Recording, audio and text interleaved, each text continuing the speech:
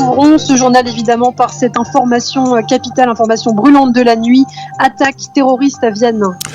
Oui, effectivement, Ilana, on commence à y voir légèrement plus clair ce matin vers 21h hier soir, heure d'Israël. Un ou plusieurs terroristes ont ouvert le feu sur des passants dans le centre de Vienne, à proximité de la grande synagogue et du centre communautaire juif. Selon le maire de la capitale, 3 personnes ont trouvé la mort lors de cette attaque. Plusieurs autres ont été blessés.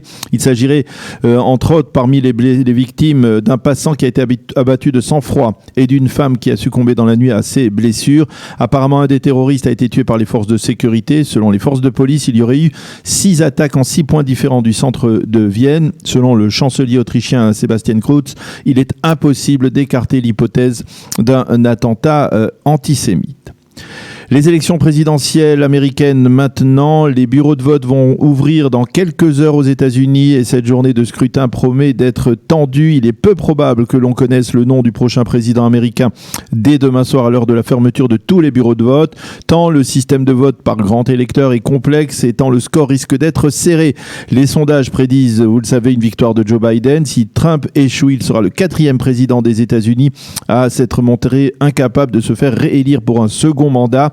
Pour espérer l'emporter, le président sortant doit absolument vaincre dans plusieurs États clés comme la Pennsylvanie et la Floride. Il faut souligner que plus de 95 millions de citoyens américains ont déjà voté par correspondance au cours des derniers jours.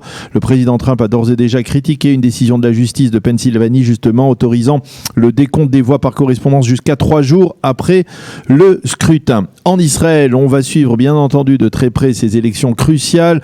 Dans l'entourage du Premier ministre, on ne cache pas une préférence pour Donald Trump, dont la politique s'est imbriquée durant les 4 dernières années avec celle de Binyamin Netanyahou, mais l'on prend soin de ne pas s'exprimer ouvertement à ce sujet, surtout pas actuellement. Certains rappellent également qu'une longue amitié rapproche Netanyahou du candidat démocrate Joe Biden, qui est considéré comme un ami sincère d'Israël.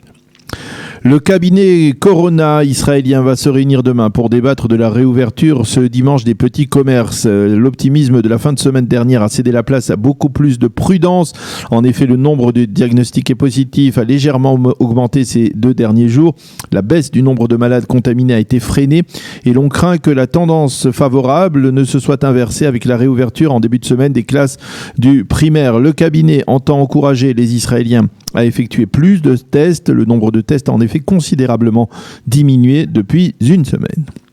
Le Premier ministre Binyamin Netanyahou s'entretiendra aujourd'hui avec les leaders politiques du judaïsme unifié de la Torah. À l'ordre du jour, le refus de ces leaders de cautionner une augmentation substantielle des montants des contraventions qui sont dressées, en particulier aux directeurs d'établissements scolaires qui ne respectent pas les règles et aux organisateurs de fêtes en violation donc des directives. Donc une rencontre importante qui est le reflet d'une forme de tension entre le Premier ministre et certains responsables du monde orthodoxe.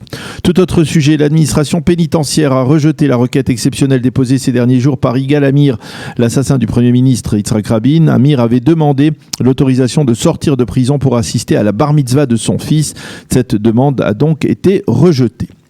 Le conseiller juridique du gouvernement Avichai Mendelblit a annoncé hier que le Premier ministre ne pourra pas être impliqué dans le processus de nomination de hauts fonctionnaires dans le monde de la justice, comme par exemple le futur procureur de l'État, en raison du conflit d'intérêts créé par son procès devant la justice israélienne pour corruption, fraude et abus de confiance. Monsieur Netanyahou ne pourra pas également s'impliquer dans la nomination du prochain patron de la police.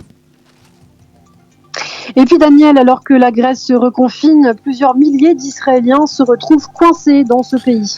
Eh bien oui, il y a près de 5000 Israéliens qui avaient choisi d'aller prendre quelques jours de vacances à Salonique, Athènes ou dans les îles. Eh bien, ils sont coincés actuellement. Ils ne pouvaient pas prévoir la décision brutale des autorités grecques de fermer le pays face à l'augmentation du taux de morbidité dans la pandémie de coronavirus. L'aéroport de Salonique est fermé depuis ce matin. Et donc, ces touristes israéliens sont en fait prisonniers depuis hier. La compagnie aérienne israélienne Israël a annoncé qu'elle allait affréter des vols spéciaux pour les rapatrier en Israël et plusieurs compagnies grecques en ont fait de même. La météo pour terminer, retour du mauvais temps à partir de ce soir avec une baisse des températures. Il fera aujourd'hui 21 degrés à Jérusalem, 24 à Tel Aviv et 29 degrés à Eilat. C'est la fin de ce premier journal d'information.